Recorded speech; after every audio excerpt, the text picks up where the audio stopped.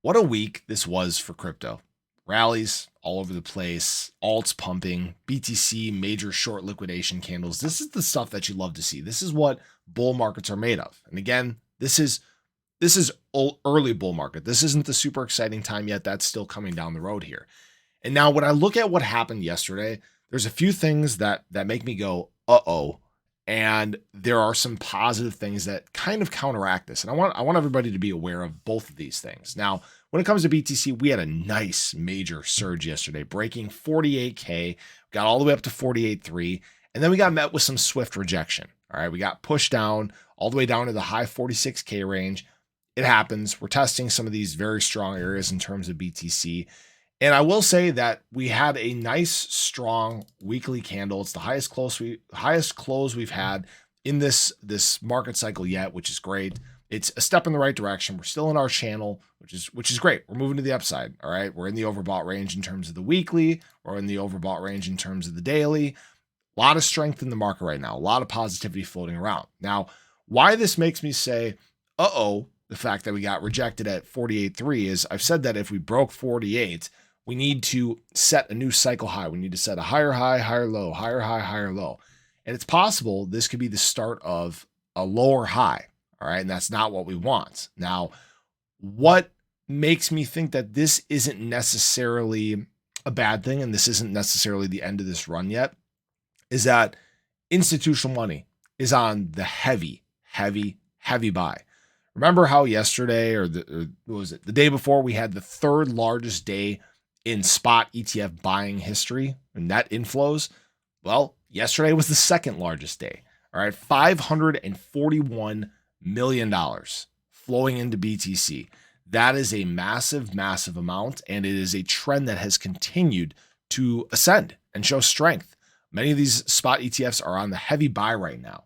Now, one other thing that makes me say, uh-oh, is we had our first sell outside of GBTC. All right, GBTC continues to throttle down, lowest day of selling on their part ever. Well, we had our first ever sell by Invesco. Now, here's the thing. This could have been a shuffle from Invesco to one of these other ETFs. It would not surprise me if that was the case, but just know that this is something we need to watch out for as well. We need to make sure that we don't continue to have red days across the board here.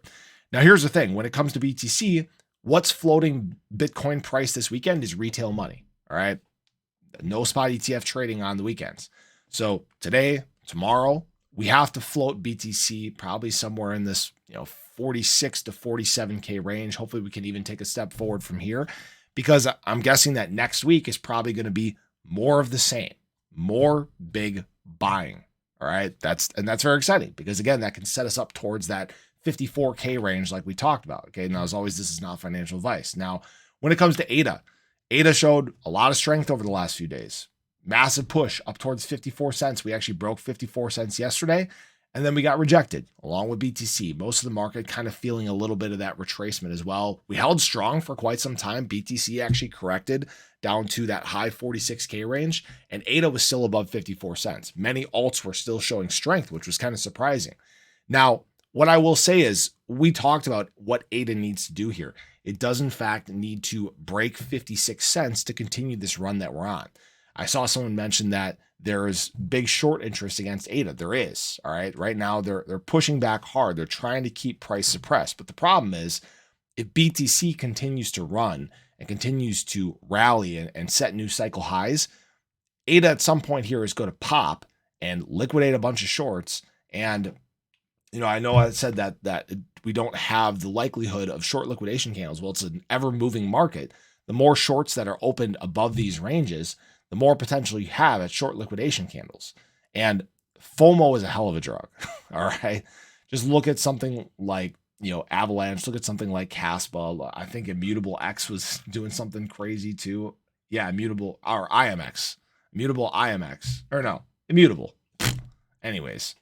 That's up heavily over the last month as well.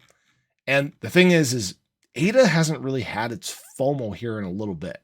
It hasn't been since basically, what was that, back in December? Yeah, in December. At some point, that FOMO kicks back in when the charts start running and you can't stop it. So that's what I'm waiting for.